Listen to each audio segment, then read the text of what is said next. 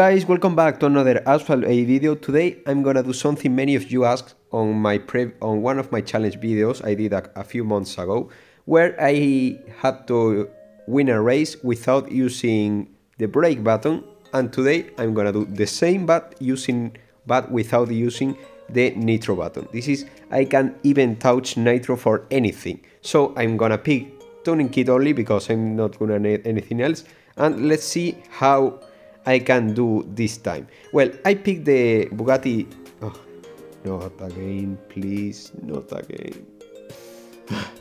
Anyway, I picked the Bugatti 300 Plus mostly because of its insane acceleration, but the no drift button challenge I picked the Jesco because it has an insane handling, has a very good handling, which was pretty helpful for the challenge. But on this challenge I need something with good acceleration but also really good road speed, and that's why I decided to pick the Bugatti 300 Plus, because back when I did the first challenge without touching the brake button, the 300 Plus didn't arrive to the game. So now that I have the perfect car for this challenge, I decided to record these races and try to do this challenge, because it could be a bit interesting for all of you guys, and because the previous video with no brake button got a lot of views and a lot of support, so maybe this video is around the same. Also, I remember that the no brake button was the first video where I actually start speaking English, that despite of not being an insane level of English, despite of not being the best level of English, most of you got the message I want to share back then. So that's why I decided to do this video, this challenge, but also speaking a bit, so you could get the message I'm trying to say now. This challenge is a bit harder than the previous one, because on the previous one at least I had the chance to more or less control the car, but when you are drifting without touching the Nitro, you can cancel the drift. Therefore you need to control or touch a wall on a way you don't wreck while taking corners and that stuff. So this challenge has also that difficulty point. Also, the difficulty increases mostly because all the rivals I faced were using 3 boosters, while I was using only tuning kit in order to get a better raw top speed and in order to be a bit more competitive. I have to say that I record like 25 races without using the Nitro button, and I have to say that winning was extremely hard. I mean, I think among all the 20 or 25 races I recorded, I just won 1 or 2, and this is one of them. The current race you are seeing right now was a victory for me. I got the first position, but wasn't easy at all. I mean, you need that the rivals fail in order that you can maintain the first position, because otherwise it's impossible to end the race first.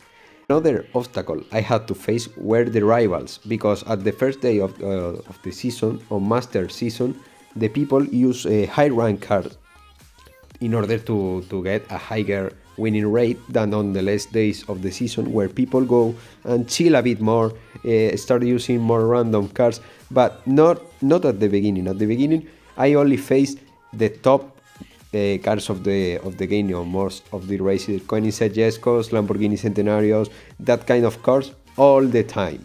Indeed, many people recommend me to not to use this car or to do this challenge on the first days of the season, because winning will be extremely hard.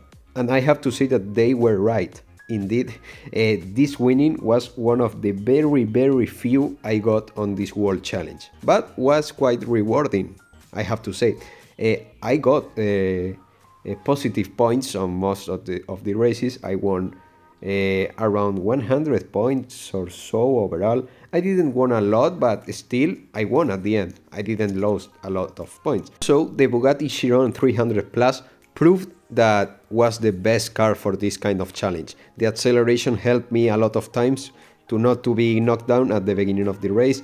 Also, the raw top speed helped me to be competitive on the long straight sections on many tracks, because at the end I was just being like 10 kilometers slower or so than the competition, which was not a lot if you start thinking about it.